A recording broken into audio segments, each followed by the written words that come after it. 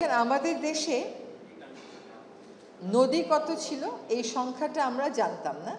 এখন আমরা যে তালিকাটা পেয়েছি এই তালিকাটা সকল সরকারি সংস্থাকে আসলে ওন করতে হবে, কারণ এটা তাদের সকলের অংশগ্রহণেই হয়েছে। এর মধ্যে যদি কোনো নদী বাদ পড়ে যেয়ে থাকে এইটা যেন আমরা ইনক্লুড করতে পারি। শত শত তো আর বাদ পড়েনি, হয়তো একটা বাদ পড়তে পারে, দুইটা বাদ পড়তে পারে। আর এই যে তালিকাটা হয়েছে এই তালিকাটা করার জন্য প্রত্যেকটা বিভাগীয় কমিশনের নেতৃত্বে যে কমিটি হয়েছে সেই কমিটিতে স্থানীয় নদীকর্মী অন্তর্ভুক্ত ছিলেন। ফলে এটা শুধুমাত্র সরকারের করা তালিকা নয়। এখন কোনো ক্ষেত্রে দেখা যায় স্থানীয় নদীকর্মী একটা জলধারাকে নদী করতে বলতে চান, কিন্তু সরকারের পক্ষে কোনো রকম রেকর্ড ছাড়া তো এটা বলা সম্ভব না। সরকারের কোনো না কোনো রেকর্ড লাগে। ফলে নদীর তালিকাটা আমি মনে করি আমরা বেশ ভালোভাবেই সকলের সহযোগিতায় করতে পেরেছি। এরপরে একটা সমালোচনা আসলো যে সুন্দরবনের নদীগুলো এই তালিকায় উঠেনি, পাহাড়ি নদীগুলো এই তালিকায় উঠেনি বা পুরোভাবে উঠেনি। খুঁজতে গিয়ে দেখা গেল যে যার কাছে নদীর তালিকা চাই তিনি তালিকা দেন, কিন্তু এই নদীগুলো আসলে সরকারের কোনো তালিকায় নদী হিসাবে নেই। ফলে আমরা তো এটাকে অন্তর্ভুক্ত করতে পারবো না। এই জন্য বাংলাদেশে নদী গবেষণা ইনস্টিটিউট, রিভার রিসার্চ ইনস্টিটিউট বলে একটা ইনস্টিটিউট আছে। এটা পানি সম্পদ মন্ত্রণালয়ের অধীনে। সেই ইনস্টিটিউটের গবেষণা করবে। তার বাজেট কত জানেন?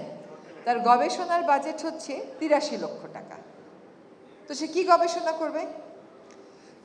এই বাজেটে তাকে গবেষণার জন্য টাকা বাড়িয়ে দেওয়া হয়েছে এবং তাকে একটা সুনির্দিষ্ট কাজ দেওয়া হয়েছে, সেটা হচ্ছে এই যে সুন্দরবনে নদীগুলোর সংখ্যা দাবি করা হচ্ছে এটা সে সার্ভে করবে। একই সাথে পাহাড়ি নদীগুলোও সে সার্ভে করবে। এটাতে আপনি আছেন নাকি মঞ্জুরুল কিবরিয়া সাহেব, এই কমিটিতে অন্তর্ভুক্ত করা হয়েছে ওনাকে।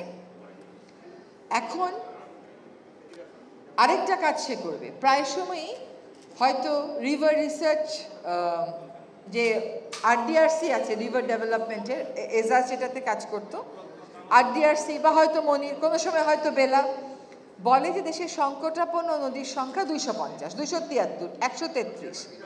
এখন এই রিভার রিসার্চ ইনস্টিটিউট আরেকটা কাজ পেয়েছে।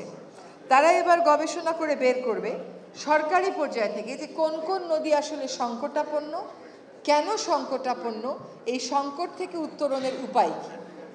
আরেকটা গবেষণার কাজ তাকে দেয়া হয়েছে, সেটা হচ্ছে দেশের যত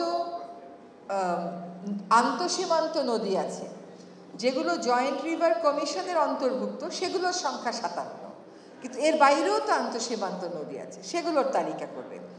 আরেকটা কাজ করবে বালু এবং পাথর উত্তোলন নদীর প্রতিবেশ ব্যবস্থার উপর কীরকম প্রভাব ফেলে এইটা সে যাচাই করবে। ফলে যে নদী গবেষণা ইনস্টিটিউটকে এই 4টা গবেষণার কাজ দিয়ে এবার তাকে বাজেট দেওয়া হয়েছে।